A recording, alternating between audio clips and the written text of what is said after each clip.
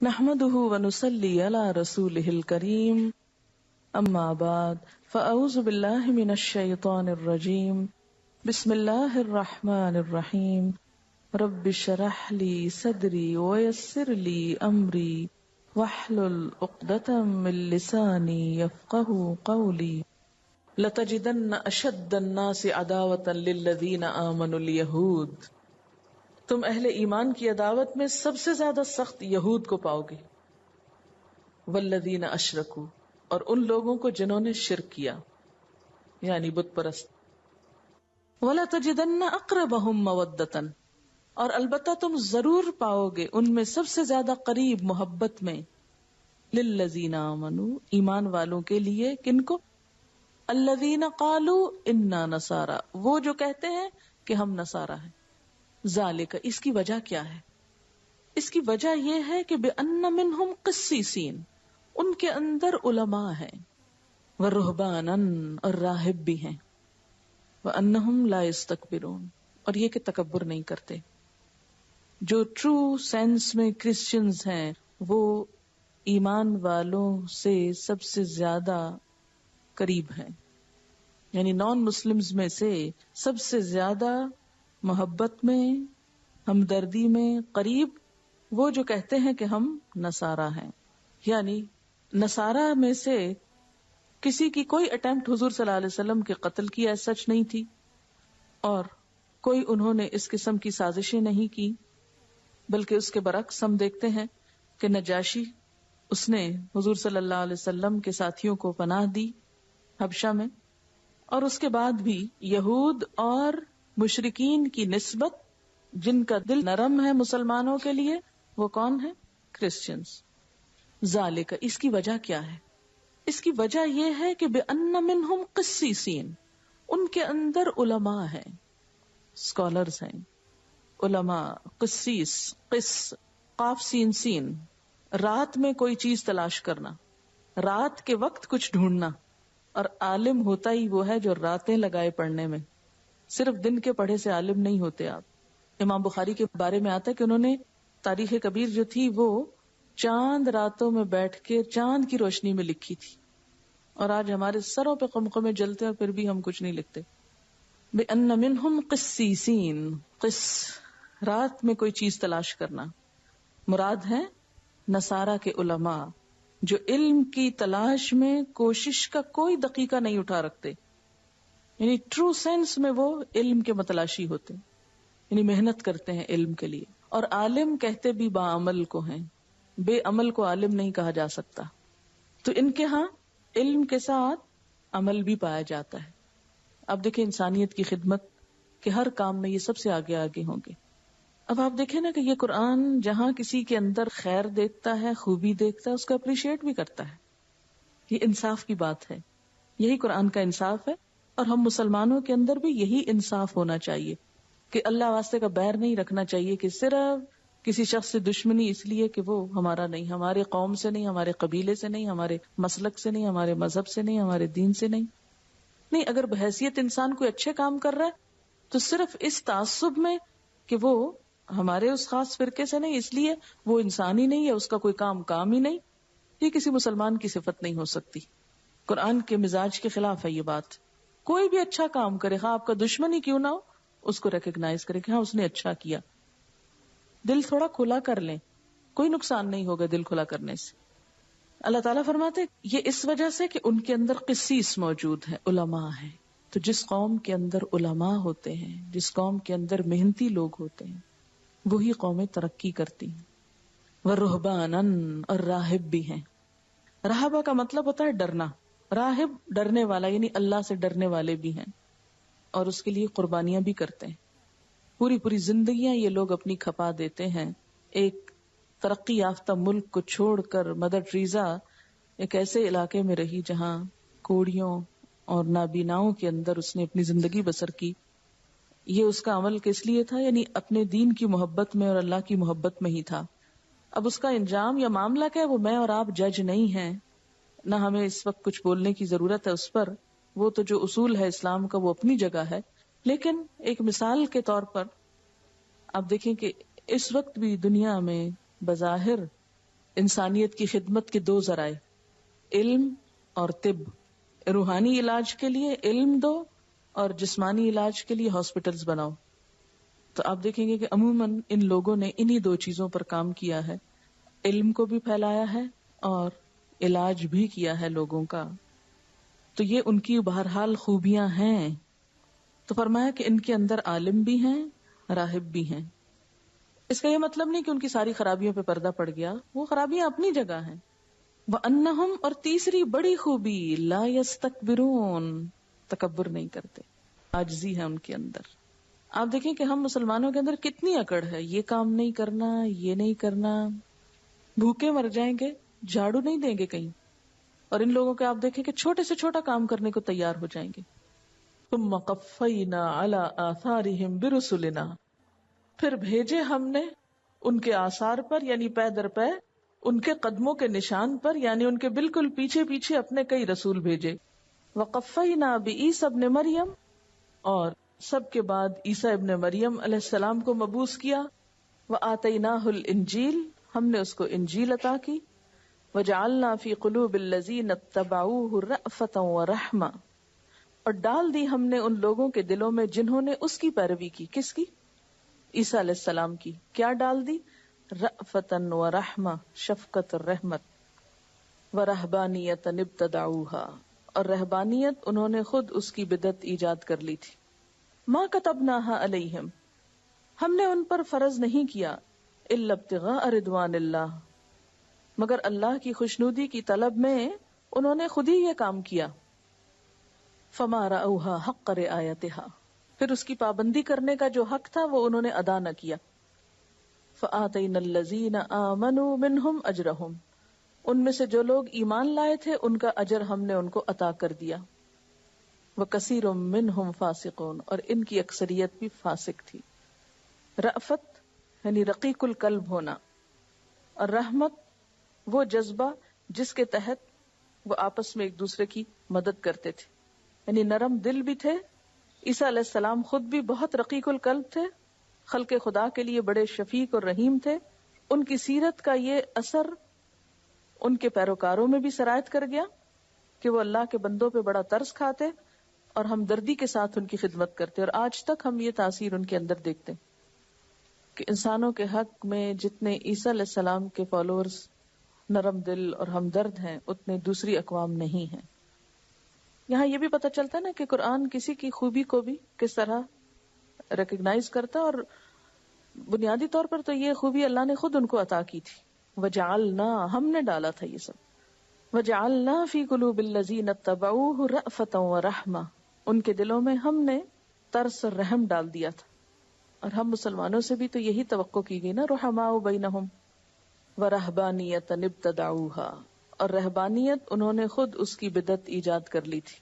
رہبانیت کا مادہ جو ہے یہ رہب سے ہے، راہب خدا سے ڈرنے والا. تو رہبانیت کیا ہے؟ دراصل خدا سے ڈرنے والوں کا طریقہ. عام معنی اس کا کیا ہے کہ خدا کے خوف سے، دنیا کے فتنوں کے خوف سے، اپنے نفس کی کمزوریوں کے خوف سے دنیا کو چھوڑ کر، اٹریکشن کی چیزوں کو چھوڑ کر ایسی جگہ چلے جانا کہ جہاں انسان امن سکون کے ساتھ اللہ کی عبادت کر سکے، تنہائی کے گوشے میں جا بیٹھنا. اب آپ دیکھیے کہ اللہ تعالیٰ نے تو ان کے دلوں میں رأفت اور رحمت پیدا کی. ہونا یہ چاہیے تھا کہ اسے انسانوں کے اندر رہ کے استعمال کرتے، لیکن انہوں نے اس سے نکل کر انتہا پسندی اختیار کر لی اور دنیا ہی چھوڑ دی کہ ہماری ذات سے کسی کو تکلیف نہ پہنچے، کسی سے ہمیں نہ پہنچے، اور ہم ایک ایسے گوشے میں جا بیٹھے جہاں ہمیں کوئی نظر نہ آئے. فرمایا ابتدعوہا، انہوں نے اس کی بدعت ایجاد کی، انہوں نے نئے سرے سے اسے خود بنا لیا، اللہ نے ان پر نہیں لکھا تھا. ما کتبناہا علیہم، ہم نے ان پر فرض نہیں کیا، الا ابتغاء رضوان اللہ، مگر اللہ کی خوشنودی کی طلب میں انہوں نے خود ہی یہ کام کیا، یعنی دین میں ایک نئی چیز خود ایجاد کر لی. آپ صلی اللہ علیہ وسلم نے بھی فرمایا کہ لا رہبانیت فی الاسلام، اسلام میں رہبانیت نام کی کوئی چیز نہیں. ایک اور جگہ پر آپ نے فرمایا اس امت کی رہبانیت جہاد فی سبیل اللہ ہے، یعنی روحانی ترقی دنیا کو چھوڑنے سے نہیں بلکہ اللہ کی راہ میں جہاد کرنے سے حاصل ہوتی ہے. یعنی یہ امت فتنوں سے ڈر کے بھاگتی نہیں بلکہ جہاد کر کے ان کا مقابلہ کرتی ہے. وہ حدیث بھی آپ کو یاد ہوگی کہ جب ایک شخص نے کہا تھا کہ میں ہمیشہ ساری رات نماز پڑھا کروں گا، دوسرے نے کہا میں ہمیشہ روزہ رکھوں گا، کبھی ناغہ نہ کروں گا، تیسرے نے کہا شادی نہ کروں گا، عورتوں سے واسطہ نہ رکھوں گا، تو نبی صلی اللہ علیہ وسلم نے ساری باتیں سن کر فرمایا کہ اللہ کی قسم میں تم میں سب سے زیادہ اللہ سے ڈرتا ہوں اور اس سے تقویٰ کرتا ہوں، مگر میرا طریقہ یہ ہے کہ روزہ رکھتا بھی ہوں اور نہیں بھی رکھتا، راتوں کو نماز بھی پڑھتا ہوں اور سوتا بھی ہوں اور عورتوں سے نکاح بھی کرتا ہوں. جس کو میرا طریقہ پسند نہ ہو اس کا مجھ سے کوئی واسطہ نہیں. حضرت انس رضی اللہ تعالیٰ عنہ کہتے ہیں کہ نبی صلی اللہ علیہ وسلم نے فرمایا اپنے اوپر سختی نہ کرو کہ اللہ تم پر سختی کرے. ایک گروہ نے یہی تشدد اختیار کیا تو اللہ نے بھی پھر اسے سخت پکڑا. دیکھ لو وہ ان کے بقایا راہب خانوں اور کنیسوں میں موجود ہیں. یعنی دین میں کبھی بھی ابتدا سے ایسا طریقہ نہیں رہا. دین کے معاملے میں ایسی سختی کہ بالکل دین کو چھوڑ دیا جائے، یہ درست نہیں. اب آپ دیکھیں کہ دنیا کی زندگی دھوکے کے سامان کے سوا کچھ نہیں. اسے پڑھ کر جب انسان سوچتا ہے کہ سب کچھ چھوڑ دوں تو کیا فرمایا؟ نہیں، رہنا اسی میں ہے. اس سے قلبی اور ذہنی دوری ضروری ہے، جسمانی نہیں، اس لیے کہ جسم کو ضرورت ہے سونے کی بھی، کھانے کی بھی اور ضروریات زندگی کی بھی، تو ان کو چھوڑ نہیں سکتے. ان کو چھوڑنا رہبانیت ہے جو اللہ کے نزدیک ناپسندیدہ ہے. کس طرح اصلاح کرتا ہے قرآن، کس طرح اعتدال لاتا ہے. یعنی دینداری صرف یہ نہیں کہ تم یہ سب کچھ چھوڑ دو اور اپنا حال فقیروں سا کر لو. دینداری کیا ہے کہ ضروریات زندگی کو پورا کرو مگر اعتدال کے ساتھ، کہ دنیا میں رہتے ہوئے دل اللہ کی طرف ہو، دنیا کے کام کرتے ہوئے انسانوں کے حقوق نہ بھولیں. جہاں دنیا کما رہے ہو وہاں اپنی آخرت بنانے کے لیے بھی کچھ کرو، وہاں کی بھی فکر کرو. فما رأوها حق رعایتها، پھر اس کی پابندی کرنے کا جو حق تھا وہ انہوں نے ادا نہ کیا. فآتینا الذین آمنوا منہم اجرہم، ان میں سے جو لوگ ایمان لائے تھے ان کا اجر ہم نے ان کو عطا کر دیا. وکثیر منہم فاسقون، اور ان کی اکثریت بھی فاسق تھی. یعنی باوجود اس کے کہ انہوں نے رہبانیت کا دعویٰ کیا، اس کے لیے نکلے، لیکن وہاں جا کے اور خرابیوں کا شکار ہو گئے. تو یہاں سے ایک بات یہ بھی پتہ چلتی ہے، اللہ کی رضا کی خاطر دین میں اپنی مرضی سے نئے نئے طریقے ایجاد کرنا درست نہیں. اس سے اللہ کی خوشنودی حاصل نہیں ہو سکتی، خواہ وہ طریقہ کتنا ہی بظاہر خوش نما کیوں نہ ہو. دین مکمل ہو گیا ہے اللہ کے رسول صلی اللہ علیہ وسلم پر، قرآن پاک مکمل ہو گیا. الیوم اکملت لکم دینکم، آج میں نے تمہارا دین تمہارے لیے مکمل کر دیا. ہمارے لیے بہترین نمونہ اللہ کے رسول صلی اللہ علیہ وسلم کی ذات میں ہے کہ جنہوں نے دنیا کی زندگی گزاری، شادی کی، روزے رکھے، کھانا کھایا، سوئے، نمازیں بھی پڑھی، جہاد بھی کیا، تبلیغ بھی کی، تعلیم بھی دی، سب کام کیے، عدل و انصاف بھی کیا، زندگی کے ہر شعبے میں آئے اور ہر شعبے کی اصلاح کی. دنیا کو چھوڑنے کا سبق نہیں دیا، دنیا کی اصلاح کا سبق دیا. اس لیے کوئی ایسا رویہ جو اعتدال سے ہٹا ہوا ہو، جو آپ کے طریقے سے ہٹا ہوا ہو یا آپ کے طریقے سے بڑھا ہوا ہو یا اس کے پیرالل کچھ اور بنا لیا جائے، وہ سب ریجیکٹڈ ہے. اب یہ جو رہبانیت ہے یہ بعد میں ایجاد ہوئی. حضرت عیسیٰ علیہ السلام کے زمانے میں عیسائی دنیا اس سے ناآشنا تھی. حضرت عیسیٰ علیہ السلام نے چونکہ خود شادی نہیں کی تھی، اس لیے ان کے پیروکاروں کے اندر شادی کرنا، گھر بنانا اور دنیا کا کوئی کام کرنا ایک ناپسندیدہ کام سمجھا گیا. یہ چیز ابتدا سے ہی کسی نہ کسی شکل میں موجود تھی. اسی چیز نے 3 صدی تک پہنچتے پہنچتے ایک فتنے کی شکل اختیار کر لی اور رہبانیت ایک وبا کی طرح مسیحیت میں پھیلنا شروع ہو گئی. تاریخی طور پر اس کے 3 بڑے سبب تھے. نمبر 1، قدیم مشرک سوسائٹی میں شہوانیت، بدکرداری، دنیا پرستی شدت کے ساتھ پھیلی ہوئی تھی. اس کا توڑ کرنے کے لیے عیسائی علماء نے اعتدال کی راہ اختیار کرنے کی بجائے انتہا پسندی اختیار کی. یعنی دنیا میں بدکرداری اور دنیا پرستی بہت زیادہ تھی. تو ان کے علماء اور جو بڑے بڑے نیک لوگ تھے انہوں نے کیا کیا، اس کا توڑ کیا، اور توڑ میں ایک دوسری ایکسٹریم پہ نکل گئے. انہوں نے عفت و پاک دامنی پہ اتنا زور دیا کہ عورت اور مرد کا تعلق ایک ناپسندیدہ کام قرار پایا، خواہ وہ شادی کے دائرے میں ہی کیوں نہ ہو. اسی طرح دنیا کی کوئی دولت اور نعمت، زمین وغیرہ خریدنا اور رکھنا، وہ بھی ان کے نزدیک ایک ناپسندیدہ کام قرار پایا. خواہشات کو مارنا، نفس کشی ان کے ہاں ایک پسندیدہ چیز قرار پائی اور مطلوب بن گیا دین کا. اسے روحانیت کا کمال سمجھا جانے لگا. دوسرا یہ کہ مسیحیت جب کامیابی کے دور میں داخل ہو کر عوام میں پھیلنی شروع ہوئی تو اپنے مذہب کی اشاعت کے شوق میں کلیسا ہر اس برائی کو اپنے دائرے میں داخل کرتا گیا جو عام لوگوں میں مقبول تھی. انہیں اس بات کا شوق تھا کہ ہمارا دین زیادہ سے زیادہ پھیل جائے، خواہ ہمارے دین کو ماننے والے لوگ اس پر عمل کریں یا نہ کریں. آپ بس عیسیٰ علیہ السلام کو مان لیں، اس دین کو مان لیں، خواہ آپ کچھ بھی کرتے رہیں. یعنی تعداد بڑھانا مقصود تھی. اس کی وجہ سے بت پرستی اور دیگر بے شمار خرابیاں جو تھیں وہ عیسائیت میں داخل ہو گئیں.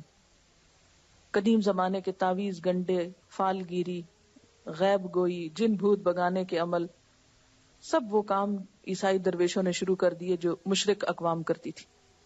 عوام اس شخص کو خدا رسیدہ سمجھتے جو ننگا ہو، گندا ہو، کسی بھٹ یا کھو میں رہتا ہو. لہذا عیسائی کلیسا میں بھی یہ بات عام ہو گئی، اور ایسے ہی لوگوں کی کرامتوں کے قصوں سے عیسائیوں کے ہاں تذکرۃ الاولیاء نام کی کتابیں جو تھیں وہ بہت عام ہو گئی، اور ایسے لوگ بہت اونچے درجے پہ رکھے گئے کہ جو دنیا کو چھوڑ کر خواہ کیسا بھی کام کریں. تیسری بات یہ کہ عیسائیوں کے پاس دین کی سرحدیں متعین کرنے کے لیے کوئی مفصل شریعت نہ تھی. حضرت عیسیٰ علیہ السلام کی جو تعلیمات تھیں وہ زیادہ تر اخلاقی اور اصلاحی خطبات پر مشتمل تھی، جس میں زیادہ تر زور کس پہ تھا؟ انسان کے اخلاق اور نفس کے تزکیے پر. شریعت نہیں تھی. لوگ حضرت موسیٰ علیہ السلام کے دین کو چھوڑ چکے تھے. اس لیے مسیحی علماء نے باہر کے کچھ فلسفے اپنے اندر برآمد کر لیے اور باہر کے ادیان کی کچھ چیزیں لے کر اپنے دین کو مکمل کرنا شروع کیا. اس بنا پر کچھ نئی بدعتیں ایجاد کر لی. کچھ چیزیں بدھ مذہب کے بھکشوؤں، ہندو جوگیوں، قدیم مصری فقراء وغیرہ سے، کچھ ایران کے قدیم مذہب سے کچھ چیزیں لے کر انہوں نے اپنے دین کا حصہ بنا لی. اور اس طرح اصل دین پس پش چلا گیا اور ایک نیا دین سامنے آ گیا جس کا نام عیسائیت رکھا گیا. اور اس میں خاص طور پر جو رہبانیت کے طور طریقے تھے وہ کچھ یوں تھے. نمبر 1، سخت ریاضتوں اور نت نئے طریقوں سے اپنے جسم کو اذیت دینا. یعنی عبادت اور نیکی کے کام کیا تھے؟ اپنے جسم کو اذیت دینا. اور اس معاملے میں ہر راہب دوسرے سے آگے نکلنے کی کوشش کرتا. اس میں مقابلہ ہو گیا کہ کون خود کو زیادہ ستا سکتا ہے. عیسائی اولیاء کے تذکروں میں جو کمال بیان کیے گئے ہیں اس میں کچھ واقعات کچھ یوں ہیں. مثلاً اسکندریہ کا سینٹ مکاریوس ہر وقت اپنے جسم پر 80 پاؤنڈ کا بوجھ اٹھائے رکھتا. 6 مہینے تک وہ ایک دلدل میں سوتا رہا. زہریلی مکھیاں اس کے برہنہ جسم کو کاٹتی رہیں. اس کے مرید سینٹ یوسیبیوس نے پیر سے بھی بڑھ کر ریاضت کی. وہ 150 پاؤنڈ کا بوجھ اپنے اوپر اٹھائے پھرتا. 3 سال تک خشک کنویں میں پڑا رہا. سینٹ سابیوس صرف وہ مکئی کھاتا جو مہینہ بھر پانی میں بھیگ کر بدبودار ہو جاتی. ایک اور سینٹ 40 دن تک خاردار جھاڑیوں میں پڑا رہا. 40 سال تک اس نے زمین کو پیٹ نہیں لگائی، نہیں بیٹھا نہیں، صرف کھڑا رہا. نہ لیٹا نہ بیٹھا بلکہ کھڑا ہی رہا. ایک ولی سینٹ جان 3 سال تک عبادت میں کھڑا رہا. اس پوری مدت میں وہ نہ کبھی بیٹھا نہ لیٹا. آرام کے لیے بس ایک چٹان کو ٹیک لگا لیتا. اس کی غذا صرف وہ تبرک تھا جو اتوار کو اس کے لیے لایا جاتا. اسی طرح ایک اور سینٹ سیمیون 390 to 449 جو عیسائیوں کے بہت بڑے اولیاء میں شمار ہوتا ہے، ہر ایسٹر سے پہلے 40 دن تک فاقہ کرتا. ایک دفعہ وہ پورے 1 سال تک ایک ٹانگ پر کھڑا رہا.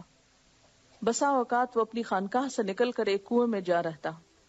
آخر کار اس نے شمالی شام کے قلعہ سیمان کے قریب 60 فیٹ بلند ایک ستون بنوایا جس کا بالائی حصہ صرف 3 فیٹ کے گھیرے میں تھا. یعنی اس کا 3 فٹ جو تھا اس کا سرکل تھا، اور اوپر کٹہرا بنا دیا گیا. اس ستون پر اس نے پورے 30 سال گزارے. مسلسل خود کو اذیت، دھوپ، بارش، سردی، گرمی سب اس پہ گزرتی، کبھی ستون سے نیچے نہ آتا. اس کے مرید سیڑھی لگا کر اسے کھانا پہنچاتے اور اس کی گندگی صاف کرتے.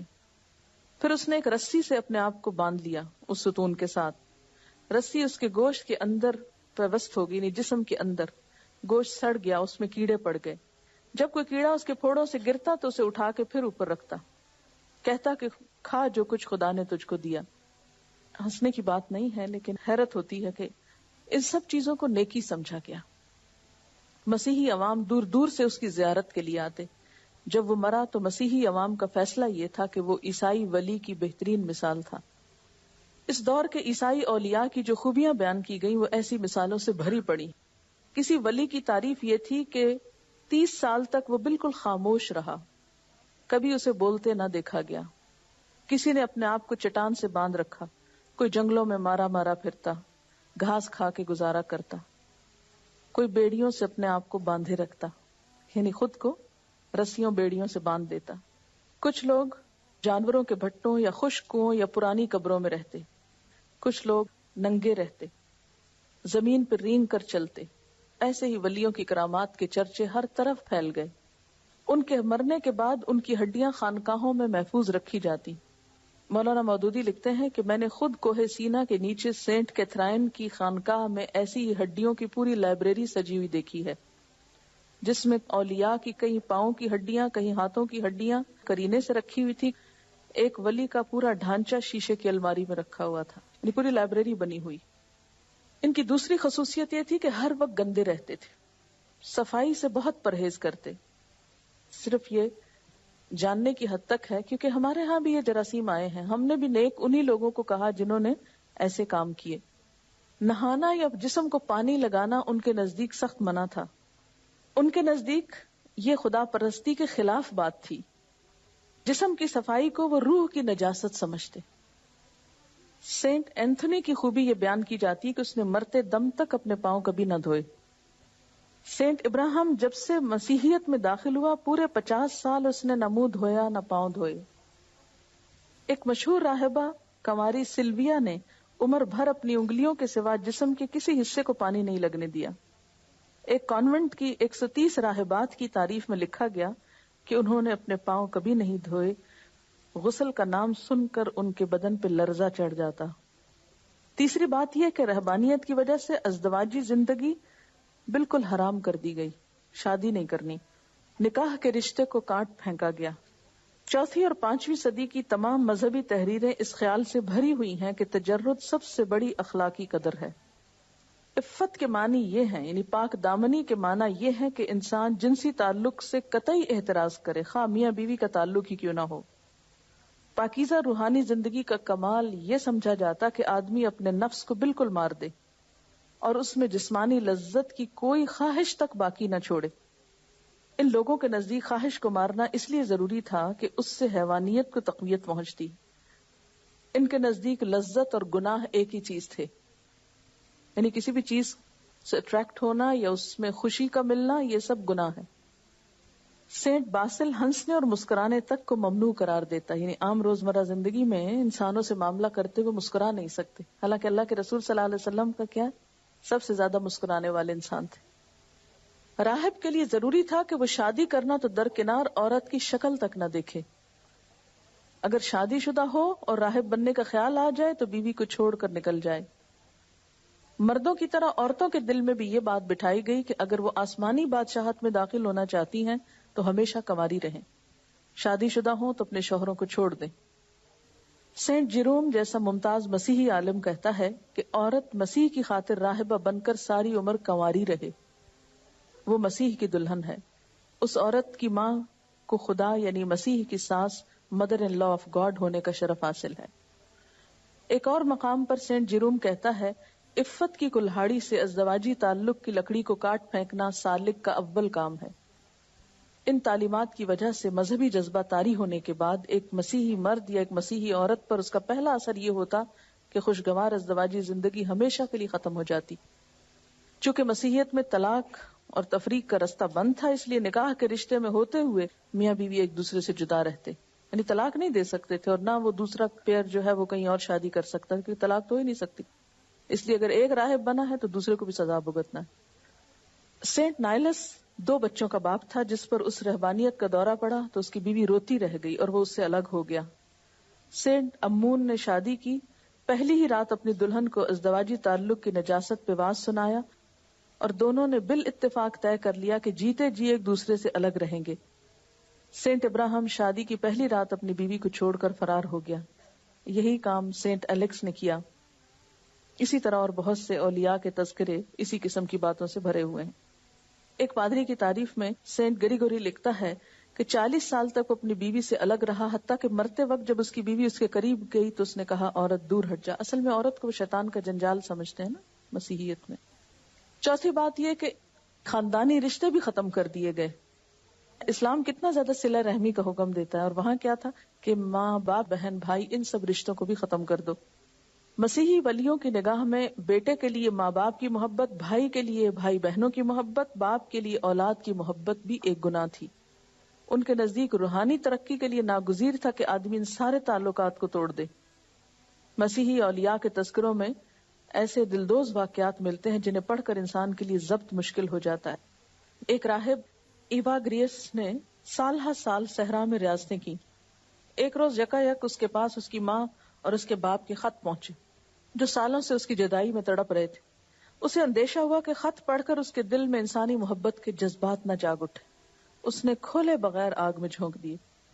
ایک اور سینٹ کی ماں اور بہن بہت سے پادریوں کے سفارشی خطوط لے کر اس خانقاہ میں پہنچی جہاں وہ مقیم تھا اور خواہش کی کہ وہ صرف ایک نظر بیٹے اور بھائی کو دیکھ لیں، مگر ان کے سامنے آنے سے اس نے انکار کر دیا. سینٹ مارکس کی ماں اس سے ملنے کے لیے اس کی خانقاہ میں گئی. خانقاہ کے ایبٹ کی خوش آمدید کر کے اس کو راضی کیا. وہ بیٹے کو ماں کے سامنے آنے کا حکم دے، مگر بیٹا کسی طرح ماں سے نہ ملنا چاہتا تھا. آخرکار اس نے شیخ کے حکم کی تعمیل اس طرح کی کہ بھیس بدل کر ماں کے سامنے گیا اور آنکھیں بند کر لیں. اس طرح نہ ماں نے بیٹے کو پہچانا نہ بیٹے نے ماں کو. ایسے ہی بے شمار واقعات ہیں. مثلا ایک اور ولی سینٹ پوئمن، اس کے 6 بھائی مصر کی ایک صحرائی خانقاہ میں رہتے. برسوں بعد ان کی بوڑھی ماں کو ان کا پتہ چل گیا. یعنی 6 بھائی تھے، 6 ہی گھر سے نکل گئے. ماں ان سے ملنے وہاں پہنچی، یعنی اس کو پتہ چل گیا کہ بیٹے کہاں ہیں. تو بیٹے ماں کو دور سے دیکھتے ہی اپنے حجرے میں چھپ گئے، دروازہ بند کر لیا. ماں باہر بیٹھ کر رونے لگی. اس نے چیخ چیخ کر کہا میں اس بڑھاپے میں اتنی دور چل کر صرف تمہیں دیکھنے آئی ہوں. تمہارا کیا نقصان ہوگا اگر میں تمہاری شکل دیکھ لوں؟ کیا میں تمہاری ماں نہیں ہوں؟ مگر انہوں نے دروازہ نہ کھولا اور کہا کہ ہم تمہیں خدا کے ہاں ملیں گے. اسی طرح ایک اور سینٹ اسٹائلائٹس جو ماں باپ کو چھوڑ کر 27 سال غائب رہا. باپ اس کے غم میں مر گیا. ماں زندہ تھی. بیٹے کی ولایت کے چرچے جب دور نزدیک پھیلے تو اس کو پتہ چلا کہ وہ کہاں ہے. بیچاری اس سے ملنے کے لیے اس کی خانقاہ پہ پہنچی، مگر وہاں کسی عورت کو داخلے کی اجازت نہ تھی. اس نے لاکھ منت سماجت کی، بیٹا یا تو مجھے اندر بلا لے یا باہر نکل کے صورت دکھا دے، مگر اس نے صاف انکار کر دیا. 3 دن تک وہ خانقاہ کے دروازے پہ پڑی رہی. آخر وہیں لیٹ کر اس نے جان دے دی. جب ماں فوت ہو گئی تو ماں کی لاش پہ آنسو بہائے اور اس کے لیے مغفرت کی دعا کی. شاید یہی وجہ ہے کہ جہاں کہیں مسیحیت کو موقع ملا ہے پھر کسی قوم پر حملہ آور ہونے کا، تو انہوں نے بڑی بے دردی سے لوگوں کا قتل کیا. اسپین کے حالات آپ کو معلوم ہوئے ہوں گے. اس کے علاوہ بہت سی اور قوموں کے ساتھ بھی کہ ان کے عام لوگوں کے اندر تو شفقت اور محبت پائی جاتی ہے، لیکن ان کے ہاں جو مذہبی طبقہ ہے یا جو دینی طبقہ ہے وہ انتہائی سنگ دل ہو گیا. اور یہی وجہ ہے کہ آج بھی اس مذہبی طبقے کے خلاف عوام کے اندر ایک نفرت پائی جاتی. یہ بڑے سخت ہوتے، سنگ دل ہوتے. ان چیزوں کے اثرات کچھ ہم مسلمانوں کے اندر آئے تو ہمارے ہاں بھی ایسی ہی چیزیں نظر آتی ہیں کہ ولی بننے کے لیے ایسے کام کرنا ضروری ہے. اگر ہمارے ہاں تذکرۃ الاولیاء کی کتابیں آپ اٹھا کے پڑھیں تو ان میں بھی اسی قسم کی باتیں لکھی ہوئی ہوں گی. کس طرح لوگوں نے شادی نہیں کی، گھر چھوڑ دیا، ماں باپ کو نہیں ملے اور خود کو طرح طرح کی اذیتیں دی. لیکن اس کا جو ریاکشن ہوا وہ یہ کہ بسا اوقات بظاہر تو ایک لبادہ اوڑھا گیا دین کا، لیکن اندر سے بہت سے ایسے کام کیے گئے کہ جو بالکل ظاہر کے خلاف تھے. ایک منافقت نے جنم لیا کیونکہ انسان ایک حد سے زیادہ ان سب پابندیوں کو برداشت کر نہیں سکتا. پھر وہ چور راستے نکالتا ہے جس سے ایک ریاکشن وجود میں آتا ہے. اور دین سے ایک نفرت، اور وہ لوگوں کے لیے بھی قابل نفرت نمونہ بن جاتے ہیں. اس میں ریسنٹلی یہ فائنڈ آؤٹ ہوا ہے کہ جو مونکس اور ننز ہوتی ہیں وہ آپس میں سیکشول ریلیشن شپس میں مبتلا تھیں، اور بہت ساری ننز کا ریپ ہوا ہے. جو ان کی ہیڈ ننز تھیں، جب انہوں نے اس سلسلے میں شکایت کی اور وہ کیا تو انہوں نے اس کا جواب یہ دیا، ان کے جو بڑے پادری تھے، کہ یہ چونکہ بیانڈ ہیومن انڈیورنس ہے تو اس لیے یہ چیزیں ہونا نیچرل تھیں. ہیڈ نن کو ہی نکال دیا. اور اس طرح کے کافی سارے واقعات بہت سارے گرجا گھروں میں ہو رہے ہیں کہ ننز جو ہیں وہ ریپ ہو رہی ہیں، اور بہت بڑی تعداد میں ہو رہی ہیں. یہ لکھا ہے شاید اسی رہبانیت کا اثر تھا کہ یورپ میں وچ کرافٹ کا شوشہ اٹھا، جس کے اندر کئی ہزار عورتوں کو زندہ جلایا گیا. وہ بھی اس کا ایک حصہ ہی ہو سکتا ہے نا کہ عورت برائی کی جڑ ہے لہذا عورتوں کو مار دو. وچ کرافٹ کے اندر ایسی غیر عقلی باتیں ملتی ہیں جو اس بات کا صاف ثبوت ہے کہ وہ اپنے اندر چھپی ہوئی خواہشات کو تسکین دینا چاہتے تھے. مثلاً کسی پر بھی بچوں کا الزام لگانے کو ہی کافی سمجھتے تھے. عورتوں کو شیطان کے کارندے سمجھتے اور مقدمے کی تفتیش اس طرح سے ہوتی کہ پادری عورت کے جسم پر مارک آف ڈیول تلاش کرتے.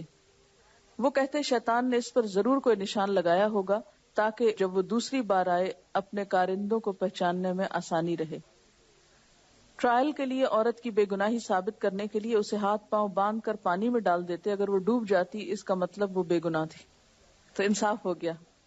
یہ ایک فیکٹ ہے اور ہم سب کو اس بات کے بارے میں سنجیدگی سے سوچنے کی ضرورت ہے. ہم سب اس مشکل کا شکار ہو جاتے ہیں کہ جب ہم دین کی طرف آنے لگتے ہیں تو ہم خشک انسان بننے لگتے ہیں، بہت روکھے روکھے اور بہت لیے دیے. یہ چیز دین کو بدنام کرنے کا بھی سبب بنتی ہے اور دین سے بھگانے کا سبب بھی بنتی. اس لیے ہم سب کو اس آیت کی روح سے اپنا جائزہ لینا چاہیے اور ان ناروا پابندیوں کو جس کو اللہ تعالیٰ نے کہا جو اللہ نے تمہاری حلال کیا اس کو حرام مت کرو، تو اس کا جائزہ لینے کی بھی ضرورت ہے. اس میں کسی نے لکھا ہے کہ آپ نے کورس کے شروع میں کہا تھا کہ انسانی معاشرے سی سو کی طرح ہوتے ہیں، ایک حصہ اوپر جائے تو دوسرا نیچے آ جاتا ہے. رہبانیت کی ایکسٹریمز کو پڑھ کے پتہ چلتا ہے کہ آج وہ اس قدر اخلاقی پستی اور فحاشی میں کیوں مبتلا ہے. شاید یہ رہبانیت کا ری ایکشن ہی ہے. اسی طرح کسی نے یہ بھی لکھا ہے کہ آپ نے کہا کہ رہبانیت میں آنے والی عورتوں کا پہلا رد عمل یہ ہوتا تھا کہ ازدواجی زندگی تلخ ہو جاتی. یعنی دین پڑھ کر ازدواجی زندگی خوشگوار ہونی چاہیے، نہ کہ تلخ ہونی چاہیے. آپ صلی اللہ علیہ وسلم نے خود یہ بات فرمائی ہے کہ اسلام میں رہبانیت کی جگہ جہاد ہے، اور جہاد میں سب سے پہلے تو نفس سے ہی جہاد شروع ہوتا ہے. اور نفس کا جہاد کا مطلب یہ نہیں کہ نفس کشی. تو رہبانیت میں بھی کھانا پینا چھوڑنا، بیوی بچے چھوڑنا، دنیا کے آرام سکون نیند قربان کرنا اور خود کو اذیت تکلیف دینا. تو آپ دیکھیں کہ اس کے پیرالل جہاد میں بھی یہ ساری چیزیں ہوتی ہیں. لیکن رہبانیت کا نتیجہ کیا ہوتا ہے کہ کسی انسان کو اس سے کیا فائدہ حاصل ہوتا ہے؟ آپ اپنے آپ کو ستا رہے ہیں، کسی کی اس سے کیا اصلاح یا کیا بھلا، سوائے اس کے کہ آپ کو وہ ایک سینٹ مان لیں، ایک بڑا انسان سمجھ لیں. حقیقی معنوں میں عملی زندگی کو تو کوئی فائدہ نہیں ہوتا، جبکہ جہاد میں مظلوموں کو ظلم سے نجات ملتی ہے اور بہت سے لوگوں کے لیے امن و امان اور انصاف کا حصول ہوتا ہے. مثلا شروع میں آپ لوگ جب نئے نئے دین کی طرف آئے تو اس میں کچھ چیزوں کو پڑھنے سے پہلے خود ہی ایزیوم کر کے یا ایک امیجنیشن کے تحت دین کا حصہ سمجھ کے حرام کرنا شروع کر دیا یا اس کو برا کہنے لگے. لیکن آہستہ آہستہ جب پڑھتے گئے اور دین کی وسعت پتہ چلتی، کیونکہ دین کا اصل فائدہ یہ کہ ذہن وسیع ہوتا ہے، اور اگر ذہن وسیع نہ ہو اور تنگ ہونے لگے تو پھر مشکل ہو جاتی. دل کی وسعت، ذہن کی وسعت، نگاہ کی وسعت، بصیرت، حکمت، یہ سب چیزیں دین دیتا ہے. پھر آپ دیکھیں کہ یہ ایک سفر ہے نا اندھیروں سے روشنی کا. اس میں سوئچ آن آف نہیں ہوتا کہ آپ اندھیرے میں تھے یکا آپ نے آن کر دیا اور وہ مکمل روشنی ہو گئی. رات دن میں کیسے بدلتی ہے دیکھا آپ نے کبھی؟ آہستہ آہستہ آہستہ آہستہ آہستہ غیر محسوس طریقے سے. اور ایک وقت آتا ہے کہ بالکل دوپہر ہو جاتی، پوری روشنی ہو جاتی، ہر چیز کی حقیقت واضح ہو جاتی. لیکن رات کے 12 بجے سے لے کر دن کے 12 بجے تک 12 گھنٹے کا انتظار کرنا ضروری ہوتا ہے، اور 12 گھنٹے کا وہ سفر ہوتا ہے. بالکل اسی طرح جب انسان کے دل کے اندر اندھیروں سے روشنی آتی ہے تو ایک وقت لگتا ہے، اور وہ لگنا چاہیے، اور اس کی آپ کو دوسروں کو رعایت بھی دینی چاہیے. ہم دوسروں کو رعایت دینے کے قائل نہیں. ہم چاہتے ہیں کہ آج ہم نے ایک بات کہی ہے، بتائی ہے، اور کل لوگ اس پہ پلٹ اٹھے. یہ خطرناک چیز ہے. آپ دیکھیں کہ بالکل اندھیرے میں اگر بہت تیز لائٹ آپ کو نظر آئے تو کیا ہوتا ہے؟ آنکھیں چندھیا جاتی ہیں اور آپ ایک عرصے تک دیکھنے کے قابل نہیں رہتے. تو یہ درست نہیں جو ہمارا رویہ ہے دین کے معاملے میں. خصوصاً آپ دیکھیے کہ آخری پاروں میں آخرت کا بہت ذکر آئے گا. ہماری مشکل یہ کہ جب ہم آخرت کی بات پڑھتے ہیں تو دنیا سے لا تعلق ہونے لگتے ہیں. یاد رکھیں یہ لا تعلقی دل کی ہونی چاہیے، عملی نہیں. عمل میں تو آپ اپنے بچوں کے ساتھ، اپنے شوہر کے ساتھ، اپنے رشتہ داروں کے ساتھ، اپنے گھر میں زندگی کے مختلف کاموں میں حصہ لیں گے، لیکن ان میں سے بھی کسی چیز کے اندر دل ایسا نہیں اٹکنا چاہیے کہ آخرت نظروں سے اوجھل ہو جائے یا آپ کے عمل کی رفتار سست ہو. یہ بھی شیطان کا ایک وار ہے. وہ ہمیں اتنا غمگین کر دے آخرت کے بارے میں، اتنا پریشان کر دے کہ ہم پھر کچھ کرنے کے قابل نہ رہیں. یہ ایک نیگیٹو ایٹیچیوڈ ہے، نقصان دہ رویہ ہے کہ آپ اپنے اوپر ایسا خوف خدا مسلط کریں کہ آپ اپنے احساس اور شعور اور ہوش و حواس کھو بیٹھیں. کیا اللہ کے رسول صلی اللہ علیہ وسلم کی زندگی میں کوئی ایسی جھلک بھی نظر آتی ہے آپ کو؟ کوئی ایسی جھلک کہ آپ بیٹھے کونے میں رو رہے ہیں اور کوئی پوچھے بھی کیا ہوا تو مجھے آخرت یاد آ رہی. اللہ کے رسول صلی اللہ علیہ وسلم نے ایسی آخرت یاد نہیں کی کہ جس میں ان کا عمل ختم ہو گیا. ٹھیک ہے آپ نمازوں میں روتے تھے، تہجد کے وقت روتے تھے. یہ نہیں کہ لوگوں کو نماز پڑھا رہے ہیں اور بیچ میں رونا شروع کر دیں اور سارے لوگ پیچھے سٹک ہو جائیں، اور اوروں کو رونا آ رہا ہے یا نہیں آ رہا اور آپ امام ہیں اور روئے چلے جائیں اور اوروں کو بیزار کریں رو رو کے. اس طرح کے ہم ان نیچرل کام بہت کرتے ہیں. ہمیں تنہائی میں کیوں نہیں رونا آتا؟ روئیں تہجد میں، روئیں الگ بیٹھ کے. ہمارا سارا رونا لوگوں کے بیچ میں ہے. پھر تو کوئی شک پڑتا ہے دکھاوے کی بھی کوئی بات ہوگی ذرا ساتھ، کیونکہ شیطان ہے نا ادھر ادھر سے گھیر کھار کے ہماری ریاکاری کروانے پہ تلا ہوتا ہے. تو آپ صلی اللہ علیہ وسلم سے بڑھ کر معتدل زندگی کسی کی نہیں تھی. کوئی انسان ایسا نظر نہیں آتا جس طرح آپ کی شخصیت کے اندر ایک خوبصورتی. کبھی آپ کے چہرے پہ یوں افسردگی اور بوریت اور ملال اور رنج اور غم ایسی کہ جو دوسروں کو بیزار کر دے، ایسی چیزیں آپ کے ہاں نظر نہیں آتی. تو ایک اسٹوڈنٹ ہے، انہوں نے مجھے خط لکھا، چھوٹا سا خط پڑھ کے سناتی ہوں. انہوں نے اپنی فیلنگ کچھ شیئر کی. یہ لکھتی ہے کہ آج میں دوسری مرتبہ آپ کو خط لکھنے کا شرف حاصل کر رہی ہوں. بخاری پڑھنے کا شوق کئی سال سے تھا جو اللہ تعالیٰ نے پورا کیا. الحمدللہ کل جب بخاری کی آخری کیسٹ ختم ہوئی اور دعا سے فارغ ہو کر بے اختیار دل کیا جہاں اپنی دوسری دوستوں سے گلے ملی، وہ ہستی بھی موجود ہوتی جس نے ہمیں اس سعادت سے ہمکنار کیا.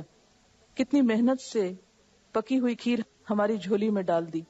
اس موقع پر میں اپنے جذبات آپ سے ضرور شیئر کروں گی. قرآن کو 1 سال اتنا قریب سے پڑھا، دل کی گہرائیوں میں اتارا تو اللہ کے قرب کا شدت سے احساس جاگا. گویا دل میں ایک محل سا بن گیا تھا جس میں خزانہ دفن تھا. بخاری نے اس محل کے دروازوں کے لیے گویا کنجیوں کا کام دیا. وہ سارے دروازے کھل گئے. دین کی وسعتوں اور آسانیوں کا احساس ہوا. نبی صلی اللہ علیہ وسلم کا قرب ملا. بالکل ایسا لگا جیسے وہ شروع سے میرے بہت قریب تھے. میں نے اب محسوس کیا ہے میں نے دین میں ہی دنیا کو پایا. اب ہر کام سے پہلے خیال آتا ہے میرے نبی صلی اللہ علیہ وسلم بھی ایسے کرتے تھے، تو محبت کی لہر دل میں دوڑ جاتی ہے. یہ سب کچھ پہلے نہ تھا. جو کام میں سمجھتی تھی یہ تو صرف صحابہ کر سکتے تھے، معلوم ہوا وہ کام ہم بھی کر سکتے ہیں نیت کی درستگی کے ساتھ. میں بخاری کی مزید کلاسز کے حق میں ہوں. آپ کا انتظار ہے. آپ اسلام آباد آئیں تو اس کو اختتام تک لے جائیں. میں آپ کی شکر گزار ہوں. قرآن کے علم کے بعد آپ نے ہمیں حدیث سے متعارف کرایا.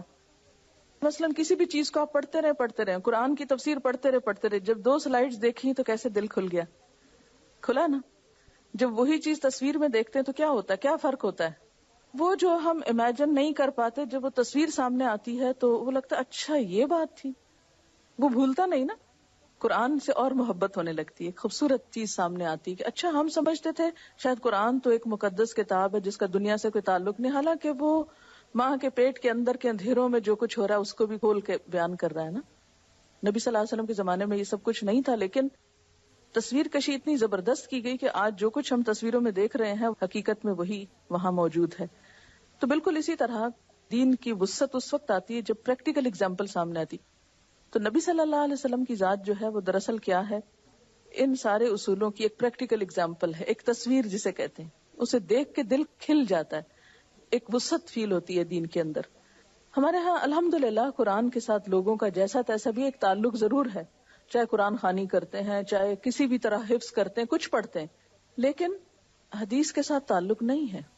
اگر ہم آپ صلی اللہ علیہ وسلم کی محبت کی بات کرتے ہیں تو صرف نعتیں پڑھتے ہیں. آج تک جتنی نعتیں آپ نے سنی ہیں اتنی حدیثیں بھی کسی مجلس میں بیٹھ کے سنی نہیں، سنی، رواج ہی نہیں ہے، سنت کو زندہ ہی نہیں کیا گیا، جس کی وجہ سے ہر ایک نے دین کی منمانی شکل بنا لی، خود انٹرپریٹ کیا اس کو. کسی نے سختی کی انتہا کر دی، کسی نے کسی طرح اس کو پیش کیا، کسی نے کسی طرح پیش کیا. جب وہ اصل نمونہ سامنے آتا ہے تو اسلام کے بارے میں جو ہمارا تصور ہے وہ یکایک بدلنے لگتا ہے. تو یہاں رہبانیت کی وجہ ایک یہ بتائی گئی تھی نا، کیونکہ ان کے پاس شریعت نہیں تھی، یعنی عیسائیوں کے پاس. حضرت عیسیٰ علیہ السلام کی اگر تعلیمات دیکھیں تو وہ بنیادی طور پر کیا ہیں؟ اخلاقی تعلیمات ہیں. یعنی انہوں نے آپ کی پیروی کی، کرتے کرتے وہ اس کی انتہا کو جاتے جاتے کس کو ٹچ کر گئے؟ دنیا چھوڑ دو. اسے چھوڑ کر مزید کیا شیطان نے سجھائی کہ پھر اپنے آپ کو اذیت دو.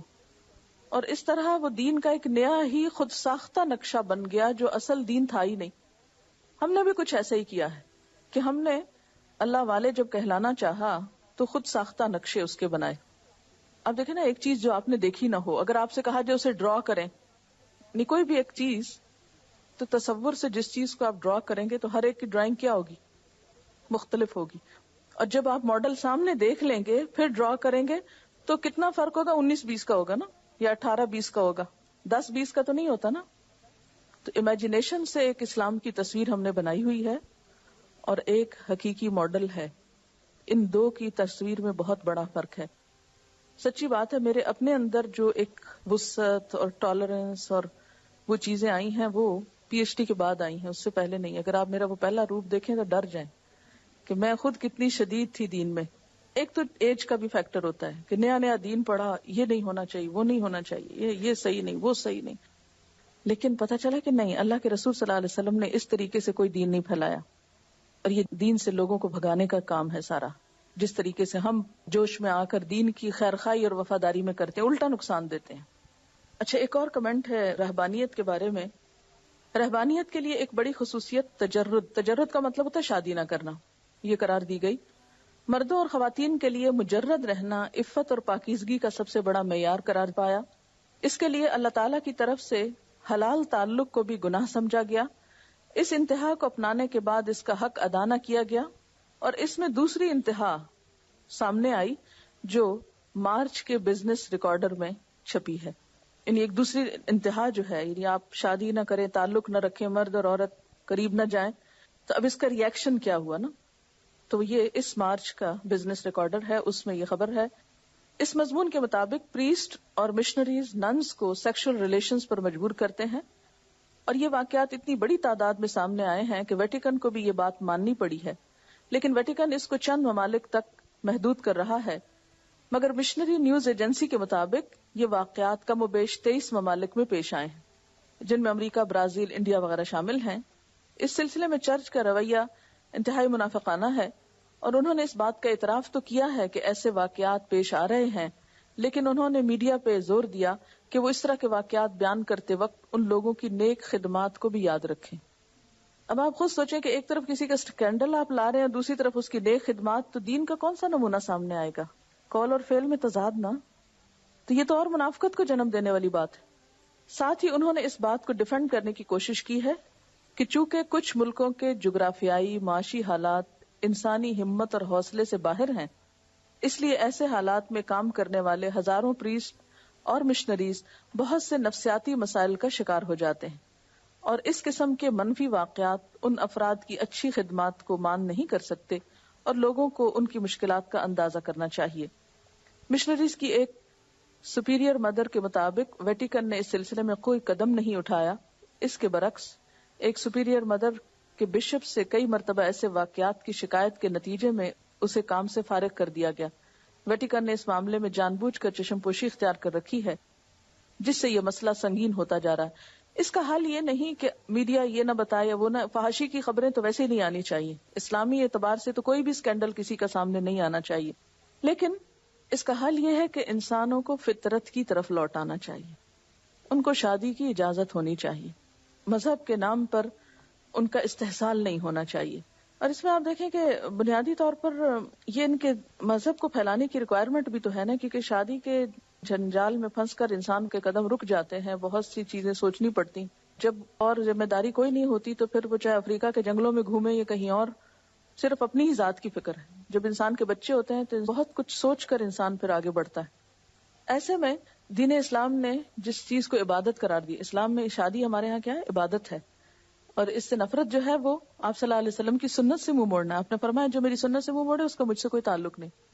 لیکن شیطان ہمیں اقرار ہی تو نہیں کرنے دیتا نا. سب سے مشکل تو یہ ہے. یہ اپنا کوئی واقعہ بتا رہی ہیں کہ یہ کسی مشنری اسکول میں گئی ہیں اور انہوں نے کہا کہ میں بچیوں کو کچھ اسلام کے بارے میں بتانا چاہتی ہوں. تو انہوں نے کہا کہ یو ڈریس اپ لائک اس، کہ ہماری طرح آپ پہنتی ہیں. حالانکہ یہ مثال تو کسی اور کی ہونی چاہیے تھی. بہرحال پھر انہیں پتا چلا کہ شادی کی ہے، بچے ہیں، اور پھر پڑھنے بھی جا رہی ہیں اور ساتھ کچھ دین کی خدمت بھی کرنا چاہتی ہیں. تو یہ چیز ان کے لیے ایک انبلیویبل تھی کہ یہ سب کچھ اکٹھا کیسے ہو سکتا ہے. اور یہ حقیقت ہے کہ یہ بڑا جہاد ہے نا، کہ آپ دنیا میں ہوتے ہوئے پھر اللہ کی طرف لوٹیں. اگر آپ سارا دن مسجد میں بیٹھے رہیں تو کیا مشکل ہے، لیکن گھر میں پھر نماز کے لیے نکلیں تو 5 وقت کا جہاد ہے.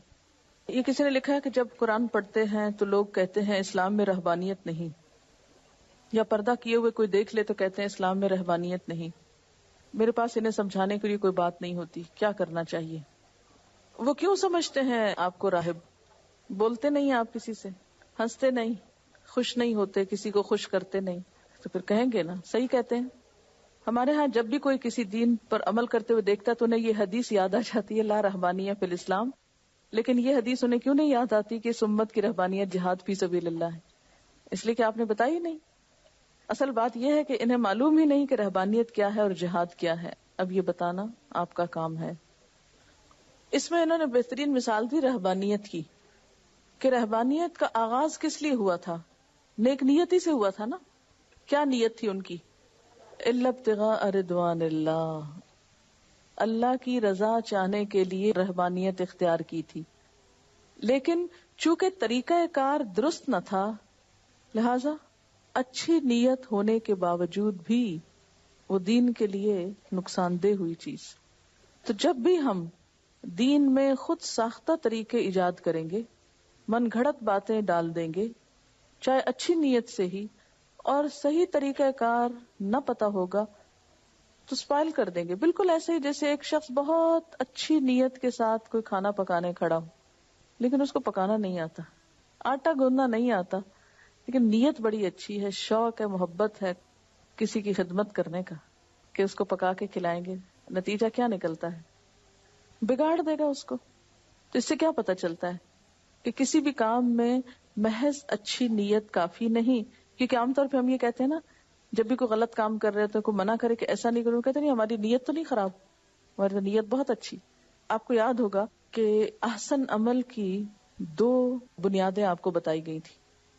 نمبر 1 اچھی نیت، اور نمبر 2 نبی صلی اللہ علیہ وسلم کے بتائے ہوئے طریقے کے مطابق. کتنی بھی خشوع و خضوع سے نماز پڑھیں، لیکن اگر آپ سجدہ ہی نہیں کر رہے، اس میں وہ ریکوائرمنٹس پوری نہیں کر رہے، تو خالی نیت تو اچھی کافی نہیں. ایک سٹینڈرڈ کو مینٹین کرنا بھی تو ضروری ہے نا. آج کل رہبانیت کی بات ہو رہی ہے. I'd like to tell you something about nuns. We all have seen nuns, and especially in missionary schools, and probably here in the markets or anywhere else also on the roads. But the ones which, I didn't see the nuns, but the place where I had been, it's in Malir, and it's known as a friary. And the place is so eerie, as though no one lives over there. It's a big, huge place with wrought iron gates, and once if you go into that compound, you're lost to the world. And there's a huge building as well, and it's an old stone building, and it has many rooms. The only rooms which we were allowed to go into was the large dining hall. The dining table it could seat about 25 to 30 people. Long, huge chairs. But there was one thing very peculiar about that room. It had tiny windows, wooden windows all around the room. And all the rooms that we went into had all these tiny windows around. And we were told that a large number of nuns live over there who are never seen by any human. There, a bakery exists over there, a printing press exists over there, and many other things for manufacture and production, like carpet weaving and many other things. And in front of our eyes, a pickup van came, parked itself, and from one of those windows, all things started coming out. Just couldn't see the hands, we couldn't see the face, nothing. And all the things were packed. They were all bakery items. They were packed. And that pickup went away. Then came another, and all their Bibles which they had printed, those all were packed and they were sent to the market. And we were told that nobody's ever seen them. What goes on, what happens, they're just finished to the world. And many of them are young girls who've lived most of their lives like this. They don't come out in the markets. They don't come out to visit anybody. They don't come out to do anything. Whatever it is, it's in those stone walls. And, we spent as many hours over there, we just didn't see them. Nor did we even hear. We didn't even hear the sound of the printing presses going on, like how the sound is. And it was completely unlike human. Well, that's a picture of Rahbaniyat. क्योंकि इनका first hand experience था, तो मैंने सोचा कि ज्यादा बेहतर सीख सकेंगे आप. सोचने की बात यह है कि वो डेडिकेशन कहाँ से आती है जो इतनी सेक्रीफाइस सिखाती है. हम तो एक दिन मार्केट ना जाएं, एक दिन किसी को ना मिलें, फोन ना करें, गपशप ना लगाएं, तो दिन नहीं गुजरता. उन लोगों के दिन कैसे गुजर रहे हैं. हम दीन के लिए ऐसा मुतालबा तो नहीं करते, लेकिन थोड़ी सी सेक्रीफाइस भी अगर हमें कभी करनी पड़े तो हम अपने आप को इतना मजलूम समझते हैं, इतना मजलूम कि जैसे हमसे बढ़कर कोई कुर्बानी कर ही नहीं रहा. क्या क़यामत के दिन अल्लाह उनको खड़ा करेगा और आपको भी सामने नहीं कि एक सच्चाई के लिए हमारे पास कुछ भी वक्त नहीं था, क्योंकि वो सब कुछ ये दीन के नाम पे कर रहे हैं ना, दीन के लिए कर रहे हैं, अपने मकसद और मिशन के लिए कर रहे हैं. रहबानियत भी प्रोग्रेस कर चुकी है और स्पेस एज रहबानियत के भी मैंने कुछ एग्जाम्पल्स देखे हैं. मिसाल about 17 years ago, it was मई और जून, कड़ी धूप, दोपहर के 2-2:30 बजे होंगे. मैं शाहराह फैसल पर जा रही थी तो रास्ते पर एक फॉरेनर कपल, बहुत प्यारे 2 छोटे बच्चे उनके पास, वो लेकर खड़े हुए थे.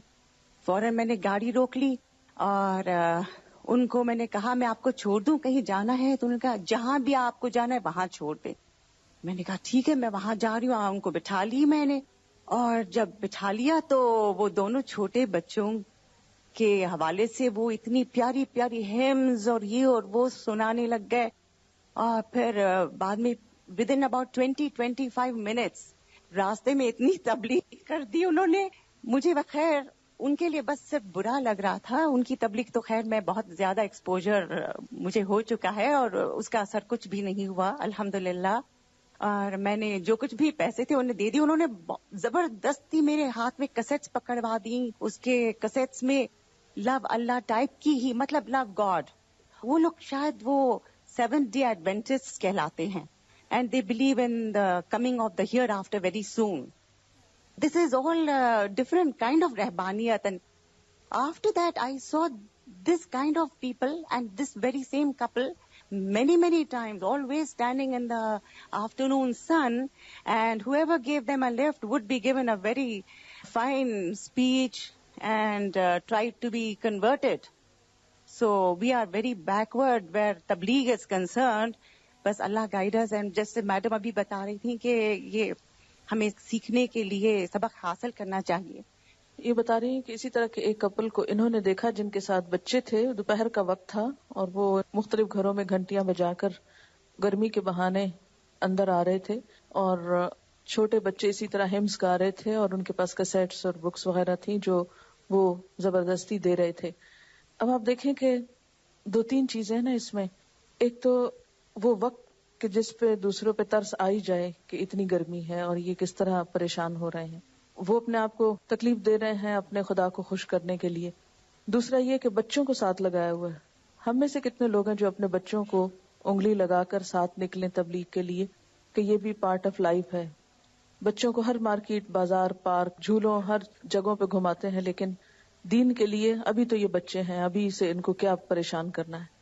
پھر دوسری بات یہ ہے کہ جو کیسٹس دے رہے ہیں اس میں سانگز ہیں کہ اگر بچے سنتے ہیں تو ان کے دل میں ایک سافٹ کارنر تو پیدا ہوگا ان کے ریلیجن کے لیے. اور یہ سچی بات ہے، ہم سب کے دل میں ہے ایک سافٹ کارنر ان کے لیے.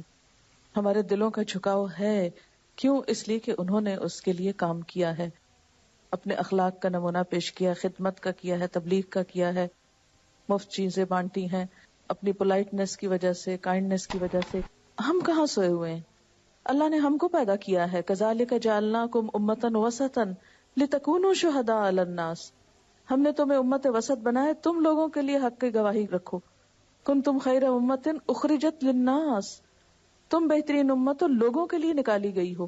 اور ہم تو گھروں میں بیٹھے، ہم تو کوئی نہیں نکلے ہوئے لوگوں کے لیے کہ بھٹکے ہوئے لوگوں کو سچائی دیں. آج اس موقع پر جب ہم قرآن کے بالکل اختتام پہ پہنچ گئے اور ایک ایک آیت نے گواہی دی کہ یہ سچا کلام ہے. ایک تو یہ نا کہ بلائنڈلی ماننا کہ یہ سچا کلام ہے، اور ایک یہ کہ ہم ایکسپیرینس کر چکے ہیں کہ سچا کلام ہے، اور اس سب نے ہمارے دلوں کے اندر اللہ کی محبت جگائی ہے اور زندگی کا رخ ایک اور دکھایا ہے. لیکن پھر بھی ہم میں کتنی تڑپ ہے کہ ہم ان لوگوں تک کسی بھی طریقے سے پہنچے کہ جو ابھی تک یہاں نہیں پہنچے. دیکھا ہے جو کچھ میں نے، اوروں کو بھی دکھلا دے. جتنے بھی باقی ادیان والے وہ سمجھتے ہیں کہ ریلیجن کے لیے ڈیڈیکیشن ضروری ہے.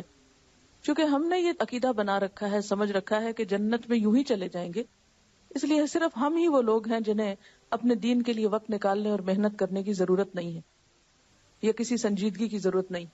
مری میں ایک دفعہ 3 دن کا ایک کیمپ لگا تھا ان لوگوں کا، اور اس میں ہم لوگ بھی گئے تھے اور کافی سردیاں تھیں.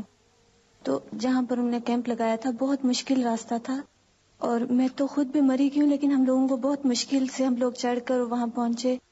تو کافی ساری وہاں پر وہ لوگ لیڈیز آئی ہوئی تھی، اور شاید 15-20 لوگوں کا ایک گروپ تھا. صرف 3 دن تھے اور انہوں نے ان کو اس کے لیے تیار کیا کہ آپ نے باہر جا کے لوگوں میں کام کرنا ہے اور اللہ تعالیٰ کا نام بلند کرنا ہے. اور اس میں انہوں نے انہیں دعا کرنا سکھائی، اور جیسے کھانے سے پہلے بھی انہیں کہا کہ اس کے لیے آپ نے کھانا ہے. ہر کھانے سے پہلے ان میں سے ایک کھڑی ہو جاتی تھی اور وہ یہ دعا کراتی تھی کہ اللہ تعالیٰ ہم جو بھی کھانا کھائیں اس سے آپ ہمیں قوت دیں تاکہ ہم آپ کے نام کو بلند کر سکیں. اور پھر 3 دن کے کیمپ کے بعد انہوں نے آخر میں ایک دعا کرائی، اور اس کے بعد انہوں نے بلایا سب کو اور کہا کہ اب کون باہر جا کے کام کرے گا. تو جتنے بھی لوگ آئے ہوئے تھے ان میں سے صرف ایک نہیں کر سکیں، باقی سب لڑکیوں نے کہا کہ ہم اپنے زندگی کو وقف کر رہے ہیں. اور مجھے اتنی حیرت ہو رہی تھی کہ صرف 3 دن میں، اور جیسا ہمارا سال بھی ختم ہونے والا ہے اور بہت سارے لوگوں کا جیسے بات ہوتی ہے تو اتنا ارادہ ظاہر نہیں ہوتا کہ وہ کام کریں گے. اپنی اپنی اصلاح کے لیے تو ہر کوئی کر لیتا ہے اور اپنے لیے ہر کوئی رو لیتا ہے. جیسے نبی صلی اللہ علیہ وسلم کے بارے میں جب پڑھا جاتا ہے یا ان کے بارے میں آپ حدیث پڑھیں تو وہ حضرت عائشہ کی روایت آتی ہے کہ وہ امت کے لیے بہت رویا کرتے تھے. اس سے میں یہی بات اکثر میرے ذہن میں آتی ہے کہ اپنے لیے ہر کوئی رو لیتا ہے، دوسروں کے لیے رونا سیکھ لیں. اور ہماری امت کا مقصد بھی یہی ہے کہ ہم نکالے ہی لوگوں کے لیے گئے.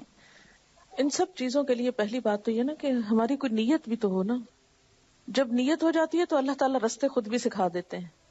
جب تک نیت اور ارادہ نہیں تو وہاں سے بھی مدد نہیں آتی. اس کا وعدہ تو ہے نا 1 قدم چلو 10 قدم میں آؤں گا. یہ ایک واقعہ بتا رہی ہیں کہ ان کی ایک جاننے والی اپنی بیٹی کو ہائی اسکول کے بعد پاکستان بھیج رہی تھی، وہیں کے انگریزی، کہ وہ جا کے کچھ سوشل ورک کرے گی اور یہاں لیاری کے علاقے میں آ کر رہے گی. تو ان کو کہہ رہی تھی کہ وہ ان سے مل لیں. آپ سوچیں کہ وہاں بیٹھ کر ساری زندگی کی راحتیں، آرام، سکون چھوڑ کر کہاں وہ آ رہے ہیں اپنے دین کے لیے، اور ہم یہاں بیٹھ کر چند قدم چل کے کہیں نہیں جا سکتے، بلکہ ذرا سا ضرورت سے زائد کام کرنا پڑے تو ہم مصیبت میں پڑ جاتے ہیں کہ ہم ایگزاسٹ ہو گئے ہیں، ہم تھک گئے ہیں، ہم اس سے زیادہ کام نہیں کر سکتے. کس کو نقصان دے رہے ہیں؟ اپنے آپ کو. تو جو خود اپنا بھلا نہیں کر سکتا اس کا کوئی بھی نہیں کچھ کر سکتا.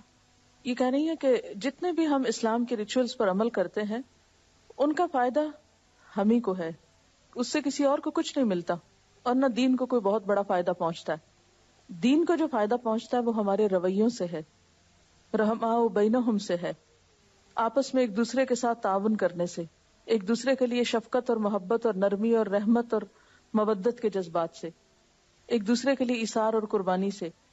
وہ ہم میں کتنی ہے. اگر یہاں پر بیٹھ کے آپس میں ایک دوسرے کے لیے مہربان نہیں تو باہر جا کر کیا ہوگی، دوسروں کے لیے کیا ہوگی. ایک کرسچن ہاسپٹل میں گئی اور وہاں یہ کہتی ہیں کہ ہر جگہ پر جہاں ویٹ کرنا پڑتا ہے چھوٹے چھوٹے ریلیجس بکس اور چیزیں اسٹف پڑا ہوا تھا.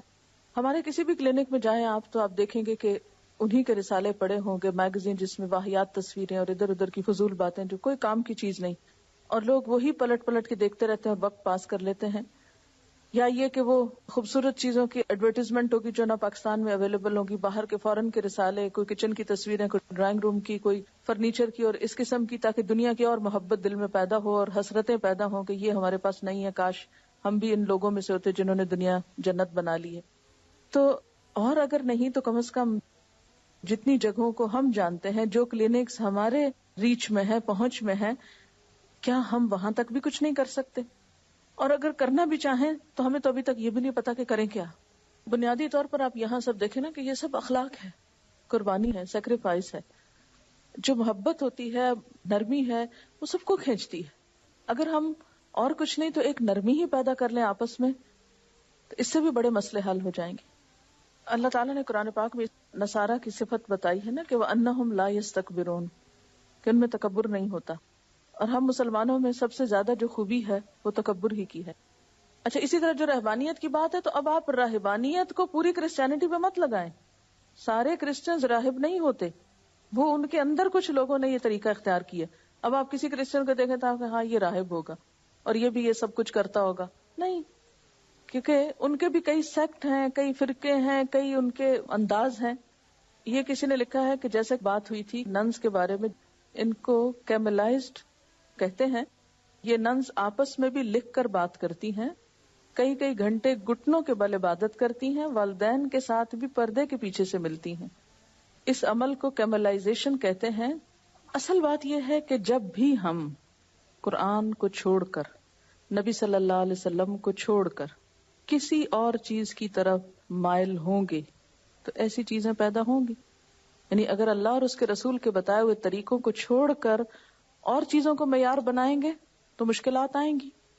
کہتی ہیں کہ جب یہ ایسی چیزیں ہیں تو امام غزالی نے یا اور کچھ علماء نے تصوف کے نام پر جو کچھ بتایا ہے، بہت سی چیزوں کے اوپر دنیا کو چھوڑنے کے جو سبق دیے ہیں، کیا وہ درست نہیں؟ تو بات یہ ہے کہ اصل معیار ہمارے لیے نہ امام غزالی ہیں نہ کوئی اور امام ہے. کسی بھی امام، کسی بھی اچھے اسکالر، کسی بھی انسان کی بات سنیں، سمجھیں، اس میں سے اچھی چیز لے لیں، لیکن اصل معیار بس وہی ہے اور بات وہیں ختم ہو جاتی. آپ صلی اللہ علیہ وسلم نے یہی تو فرمایا تھا کہ جب تک دو چیزیں پکڑے رہو گے گمراہ نہیں ہوگے. اور قیامت کے دن اسی معیار کے مطابق پوچھا جائے گا، کچھ اور تو نہیں پوچھا جائے گا کہ کسی اور کو فالو کیا تھا یا نہیں کیا تھا. ہمارے معاشرے میں تو بہت عام ہے یہ چیز کہ بزرگوں کے واقعات اور قصے اور عجائب اور غرائب اور کرامات اس قدر عام ہیں کہ ان کے سحر سے باہر نکلتے ہی نہیں، اور اس کے لیے اس سے دین کا ایک اور ہی نقشہ بنا کے پیش کر دیا ہم نے، جس کو ہم نبھا نہیں سکتے. جب نبھا نہیں سکتے تو پھر چھپ چھپ کے غلط کام کرتے ہیں، کیونکہ جو بھی چیز ان نیچرل ہوگی زیادہ دیر تک آپ اسے نبھا نہیں سکتے، اس کے ساتھ چل نہیں سکتے. یعنی موجودہ جدید یورپین ہسٹری کو آپ دیکھیں تو یہ دراصل ایک ری ایکشن ہے ان ساری چیزوں کا. ایک ریٹیلیشن کے طور پر کیا کیا گیا کہ چرچ میں سب کو محدود کر دیا، بس تم یہاں رہو سنڈے تک، بس باقی دنیا میں ہم کو آزاد چھوڑ دو. اور دینی طبقے کا مذاق اور ان کی نفرت عام رواج بن گئی. آج ہم مسلمانوں کے اندر بھی جب اس طرح کی باتیں سنائی جاتی ہیں، مجھے تو ہمیشہ سے ایک خاص قسم کا ری ایکشن رہا ہے. جب بھی کسی شخصیت کو بہت بڑھا چڑھا کے پیش کیا گیا، بہت عجیب و غریب قصے سنائے گئے، تو میں تو ایک ڈپریشن کا شکار ہو جاتی ہوں کہ ہم نہیں یہ بن سکتے، نہ ہم سے یہ ہوتا ہے. یعنی ایسا دین پڑھ کے دل کو گھبراہٹ شروع ہو جاتی. یعنی کسی انسان کو ایک غیر انسان بنا کے پیش کرنا، انسانی درجے سے اوپر اٹھا کے پیش کرنا، اس کو خدائی کے درجے پہ پہنچانا یا کسی ایسی پاکی اور معلوم نہیں کس کس درجے پہ لے جانا کہ عام انسان وہاں تک چھو بھی نہ سکے. یعنی دین کس لیے آیا ہے؟ ہمارے ہر انسان کی زندگی کو ایک اچھی ڈائریکشن دینے کے لیے. اس لیے تو نہیں آیا کہ کوئی ستون پہ چڑھ کے بیٹھ جائے اور کوئی زمین پہ نہ بیٹھے اور کوئی چٹان سے لٹک جائے اور کوئی نہائے نہ. یہ کیسا دین ہے؟ اور اس میں انسانوں کا کیا فائدہ ہے؟ ان مثالوں میں انسانوں کا کیا بھلا ہے؟ یہ کہ وہ چند ٹوٹکے کر کے تو پھر ان کو کرشمے دکھائیں، اور یعنی کچھ لوگوں کو عام انسانوں کی سطح سے اوپر اٹھا کے نعوذ باللہ ان کو بھی خدا بنا کے بٹھا دیا جائے، ان کی پوجا ہو اور ان کے بت بنا کے ان کے آگے ہاتھ جوڑے جائیں. یہیں سے تو پھر شرک عام ہوا ہے. دیکھیں نا، جب بھی آپ غیر اللہ کو ابھاریں گے نا، جب بھی زندگی میں غیر اللہ کو اوپر اٹھائیں گے نا، تو انڈائریکٹلی اللہ کے حق میں کیا کریں گے؟ کمی کر رہے ہوں گے. کسی اور کی بزرگی کی داستانیں سنائیں گے انسانوں میں سے، تو اللہ کے رسول صلی اللہ علیہ وسلم کی شان گھٹانے کے مرتکب ہوں گے. جہاں رہبانیت کی تردید ہوئی، ساتھ ہی کیا کہ اے ایمان والو اللہ سے ڈرو اور اللہ کے رسول پہ ایمان لے آؤ، مان جاؤ کہ وہی اصل نمونہ ہے، مت بھاگو اس نمونے سے. کہیں آپ کی زندگی میں نہیں ملتا کہ آپ نے کھانا کھانے سے منع کیا ہو کہ لوگوں کھاؤ نہیں، سو نہیں، نہاؤ نہیں، گھر والوں کے پاس نہیں جاؤ. نیچرل ہلکا پھلکا دین، ہلکا ہلکا، جو ہم سب عمل کر سکتے ہیں اور جو اللہ چاہتا ہے ہم سے کہ ہم عمل کر کے لائیں. اتنا کچھ لاد دیا ہے اس پر، اتنا بوجھل بنا دیا ہے کہ عمل کے قابل ہی نہیں چھوڑا اس کو. پھر یہیں سے ضرورت پیش آتی ہے کہ اللہ کے رسول صلی اللہ علیہ وسلم کو بشری نہ مانا جائے، ان کو کچھ سپر ہیومن مانا جائے، یا ہیومن کا لفظ ہی نہ رہے، وہاں کچھ اور ہی ہوں، تاکہ پھر ہم عمل سے بھاگ نکلیں. یہ کہہ رہی ہیں کہ میں نے اپنی آنکھوں سے دیکھا 25 سال پہلے راوی کے پاس سے ایک بزرگ تھے جو ایک کمبل اوڑھ کے بیٹھے رہتے تھے. کبھی انہوں نے وضو نہیں کیا، نماز نہیں پڑھی، اور یہ ہے کہ ایک سوٹی ان کے پاس ہوتی تھی، جو کوئی آتا دعا کرانے تو اس کو ایک مار دیتے تھے اور کہتے تھے اب تمہارے حق میں میری دعا جو ہے وہ قبول ہو جائے گی. جب وہ فوت ہوئے تو اتنا بڑا ان کے اوپر مزار بنا لیا گیا، اور بہت پڑھے لکھے لوگ وہاں جاتے ہیں دعا کے لیے. یہ ہمارے پڑھے لکھے لوگوں کا حال ہے. معاشرہ جو ہے انسان کی ضرورت ہے. انسان کا جو لفظ ہے وہ انس سے نکلا ہے. انسان کی سیٹسفیکشن ہی اس وقت ہو سکتی ہے جب وہ انسانوں کے بیچ میں رہتا ہے. اسلام تو ہر اس چیز کو ڈسکریج کرتا ہے جس میں انسان دنیا سے منہ موڑنے لگے اور راہب بن کے جنگلوں میں جانے لگے. اب دیکھیں کہ ویسٹ کا جو بنیادی طور پر ریلیجن جس سے وہ آگے سیکولرزم وجود میں آیا، کرسچینٹی ہے. اور کرسچینٹی میں بھی آپ دیکھیں کہ عبادت کا خوبصورت نظریہ کیا ہے کہ آپ لوگوں کو چھوڑ دو. وہاں ایک ایکسٹریم تھی ریلیجن کے نام پر، جب وہ سب کچھ بدلا اور ریلیجن چھوٹا تو نیا جو انڈسٹریل ریولوشن آیا اس میں بھی کیا ہوا کہ ہر انسان کمانے میں اس طرح لگ گیا کہ پھر انسان سے کٹ کے رہ گیا. بچوں کے لیے کیا ہے کہ 16 سال کی عمر کے بعد اپنا کمائیں، اپنا کھائیں، اپنی ضروریات خود پوری کریں، اپنا بل خود پے کریں، ایک جگہ بیٹھ کے کھانا کھائیں، لیکن دونوں اپنا الگ کما رہے ہیں. بچوں کو گورنمنٹ دے رہی ہے، ان کے الاؤنسز ہیں. تو اس طرح ہر شخص انڈیپینڈنٹ ہو گیا ہے، آزاد ہو گیا ہے، اور اس آزادی نے انسان کو انسان کا محتاج نہیں چھوڑا، جس سے معاشرہ بکھر کے رہ گیا. دیکھیں کہ انسان جب دوسرے کا محتاج ہوتا ہے، کسی نہ کسی چیز کا ضرورت مند ہوتا ہے، تو یہ چیز بھی انسانوں کے باہمی تعلقات کو مضبوط بناتی. جب کسی کو کسی کی ضرورت ہی نہیں رہے گی تو آپ خود سوچیں کہ کوئی کسی کے پاس نہیں جائے گا تو شکل بھی نظر نہیں آئے گی ایک دوسرے کی، کیونکہ ہر شخص اپنی ضرورت خود پوری کر رہا ہے.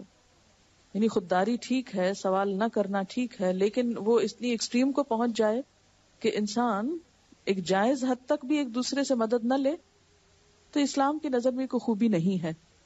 اسلام تو ایک دوسرے کا بھائی بتاتا ہے، المسلم اخو المسلم، انما المومنون اخوہ. ایک فیملی ہے، سارے مسلمان ایک برادری ہیں، ایک دوسرے کی ضرورت ہے، ایک دوسرے کے کام آنے والے ہیں. تعاونوا علی البر والتقوی ہے، والمؤمنون والمؤمنات بعضهم اولیاء بعض ہیں. آپس میں ایک دوسرے کے ہمدرد ہیں، خیرخواہ ہیں، مددگار ہیں، نہ کہ ایک دوسرے کی شکل سے بیزار. ایسے رویے انسان کے لیے ہلاکت خیز ہیں. ایسے ممالک میں خودکشی کا ریٹ جو بڑھ رہا ہے تو اس میں بہت دفعہ یہی سبب پتہ چلتا ہے کہ ایسے انسان یعنی خودکشی کرنے والے انسان نہ کسی پر اعتماد کرتے، نہ دنیا میں کسی کو اپنا سمجھتے، ان کے اندر جینے کی کوئی خواہش، کوئی تمنا ہی نہیں ہوتی. تو سوئسائڈ ریٹ بڑھنے کی اور انسان کے خود کو ہلاک کرنے کی اور اجتماعی خودکشیوں کی یہ ساری وارداتیں کس لیے ہو رہی ہیں؟ اچھا، حد کے حد استاد شاگرد کے رشتے میں بھی اتنی اجنبیت آ گئی ہے ویسٹ میں کہ وہ بھی اس کو، جیسے آپ کسی سے پیسے دے کے جھاڑو لگوا لیں، ایسے ہی آپ کہیں پیسے دے کے پڑھ لیں کسی سے. جیسے ٹیوشن سینٹرز میں عموماً ایک پروفیشنل انداز میں استاد شاگرد کا تعلق ہوتا ہے، کوئی اس میں روحانی یا محبت کا یا کیئر کا کوئی تعلق نہیں ہوتا، ہر چیز میں ایک ری ایکشن. اسلام کو بھی ساتھ ڈمپ کر دیا. اس کی وجہ یہ ہے کہ ہم مسلمان بھی تو اسی طرح کے دین اپنائے ہوئے ہیں، ہماری میجورٹی کا دین بھی تو یہی ہے. کہاں قرآن اور سنت ہمارے ہاتھ میں ہے؟ ہم دنیا کے سامنے پریکٹیکلی جو دین پیش کر رہے ہیں، جو کچھ دکھا رہے ہیں، جو ہماری مذہبی پروگرامز کے اندر ہوتا ہے، خواہ ٹیلی ویژن ہو، خواہ ہماری مذہبی گیدرنگز ہو، کسی بھی نام سے، وہاں کیا پڑھا جاتا ہے؟ قرآن، نبی صلی اللہ علیہ وسلم کے واقعات؟ نہیں. جب ہماری پرائرٹی یہ رہی ہی نہیں، کچھ اور ہو گیا ہے، تو پھر اصل دین تو چھپا دیا ہم نے لوگوں سے. پھر کیوں نہ یہ سب کچھ ہو؟ آپ صلی اللہ علیہ وسلم وحی کے بعد تو غار حرا جا کے کبھی نہیں بیٹھے. نبوت سے پہلے تو جاتے تھے، لیکن نبوت کے بعد تو وہاں کبھی نہیں گئے. کبھی آپ چھپ کے نہیں بیٹھے کسی جنگل میں جا کر پریشانیوں کے ڈر سے. یعنی اصل میں انہوں نے رہبانیت اختیار کس لیے کی تھی؟ اللہ کی رضا حاصل کرنے کے لیے. تو ہمارے ہاں بھی اس قسم کے جتنے واقعات ہیں ان کے پیچھے وجہ اللہ کی رضا ہی بتائی جاتی ہے، لیکن اللہ تعالیٰ کی رضا خود ساختہ طریقوں سے نہیں ملتی. اسی طرح مسیحی رہبانیت کے بارے میں سینٹ جرون کہتا ہے کہ اگرچہ تیرا بھتیجا تیرے گلے میں باہیں ڈال کر تجھ سے لپٹے، اگرچہ تیری ماں اپنے دودھ کا واسطہ دے کر تجھے روکے، اگرچہ تیرا باپ تجھے روکنے کے لیے تیرے آگے لیٹ جائے، پھر بھی سب کو چھوڑ کر ماں باپ کے جسم کو روند کر ایک آنسو بہائے بغیر صلیب کے جھنڈے کی طرف دوڑ جا. اس قدر انتہا پسند لوگ ہیں. اسی لیے آپ دیکھیں گے کہ ان کے اندر سے انسانیت کا رحم نکل گیا. جب انہوں نے قتل و غارت کی مذہب کے نام پر، تو آپ دیکھیں گے کہ اس قدر خون بہایا انہوں نے، لاکھوں کو تہ تہ کیا، زندہ آگ میں جلایا. مسلمانوں سے آپ ایسی بات نہیں سنیں، کیونکہ سخت دل ہو چکے تھے نا یہ سب کچھ دیکھ دیکھ کر. پھر اسی طرح اپنے قریب ترین رشتہ داروں کے ساتھ نہ صرف یہ کہ ان کو چھوڑ دیتے تھے، بلکہ بے رحمی، سنگ دلی اور قساوت کی جو مشق یہ لوگ کرتے، اس کی وجہ سے انسانی جذبات مر جاتے اور اس کا نتیجہ سخت شدید مذہبی اختلافات ہوتے. 4 صدی تک پہنچتے پہنچتے مسیحیت میں 80-90 فرقے پیدا ہو گئے. یعنی اس نے پھر ان کے اندر بھی سختی کو جنم دیا. سینٹ آگسٹائن نے اپنے زمانے میں 88 فرقے گنائے. یہ فرقے ایک دوسرے کے خلاف سخت نفرت رکھتے اور نفرت کی آگ بھڑکانے والے بھی راہب تھے. اس آگ میں مخالف گروہوں کو جلا کر خاک کرنے کی کوششوں میں بھی راہب پیش تھے. اسکندریہ اس فرقہ وارانہ کشمکش کا ایک بڑا اکھاڑا تھا. وہاں پہلے ایرین فرقے کے بشپ نے دوسری پارٹی پہ حملہ کیا. خانقاہوں سے کنواری راہبات پکڑ پکڑ کر نکالی گئی، ان کو ننگا کر کے خاردار شاخوں سے پیٹا گیا، ان کے جسم پہ داغ لگائے گئے تاکہ وہ اپنے عقیدے سے توبہ کریں. یعنی دوسرے کے فرقے یا عقیدے کو ناقابل برداشت سمجھا جاتا. پھر اسی طرح بعض کو زہر دے کے مارا گیا، ان کی بوٹیاں نوچی گئیں، آگ میں جھونکا گیا. اور پھر کہتے ہیں کہ حتیٰ کہ ایک دن میں ایک چرچ سے 137 لاشیں نکالی گئی. یہ مذہبی فرقہ واریت، قتل و غارت انتہا کو پہنچی. پھر اسی طرح اس ساری ظاہری تجرد اور فقر کے باوجود دنیا کی دولت سمیٹنے میں کوئی کمی نہ آئی. آپ نے سلمان فارسی کا واقعہ پڑھا ہوگا کہ جس آخری راہب کے پاس وہ رہے تو اس کے سونے کے مٹکے بھرے ہوئے تھے مختلف مال و دولت لوگوں کی سمیٹ کے. اور لوگوں کو کیا ذہن نشین کرایا کہ جب کوئی گناہ عظیم ہو جائے تو اس کی بخشش کوئی ولی ہی کر سکتا ہے، اس کی درگاہ پہ نذرانہ چڑھانے سے یا خانقاہ یا چرچ کو کچھ دینے سے ہی بخشش ہو سکتی ہے. اور اس کے نتیجے میں بہت سارے لوگ جو دنیا پرست تھے بظاہر ولیوں کا لباس پہن کے مسندوں پہ آ بیٹھے، خوب مال سمیٹا. آج کل ہمارے یہاں بھی یہی ہو رہا ہے کہ جتنے نیک لوگ تھے، ان کے جو اصل بزرگ تھے جن کی قبروں کو پیچھے بیٹھ کے لوگ اب کاروبار بنائے ہوئے ہیں، وہ ابتداء میں اللہ والے تھے اور انہوں نے حقیقی معنوں میں توحید کی. یعنی برصغیر میں جس طرح بہت بڑے بڑے مزار ہیں، توحید کی دعوت دی، لوگوں کو اللہ کی طرف بلایا. لیکن بعد میں آنے والی ان کی نسلیں یا ان کے مجاور جو تھے، انہوں نے انہیں کے نام پہ دنیا کمائی. اور پچھلے دنوں میں آپ کو فگر بھی بتائے تھے کہ اربوں روپیہ جمع ہوتا ہے ان مزاروں سے سال میں. اور پھر کیا ہوا؟ بالآخر چرچ ہار گیا، شدید ریئیکشن ہوا اور لوگ دنیا کی محبت میں شدت سے مبتلا ہو گئے. وآخر دعوانا ان الحمد للہ رب العالمین. سبحانک اللہم و بحمدک نشہد ان لا الہ الا انت نستغفرک و نتوب الیک. السلام علیکم ورحمۃ اللہ وبرکاتہ. ویڈیو کے نیچے سبسکرائب کے بٹن پہ کلک کریں، بیل کے آئیکن پہ کلک کیجیے تاکہ ہر نئی ویڈیو کی نوٹیفیکیشن